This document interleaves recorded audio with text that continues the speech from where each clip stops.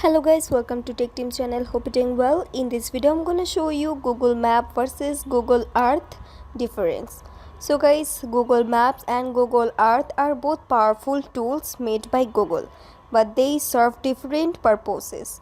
Like Google Maps is mainly used for navigation and finding directions. It helps users location streets, buildings and routes in real time, and it also provides information about traffic and nearby places and businesses.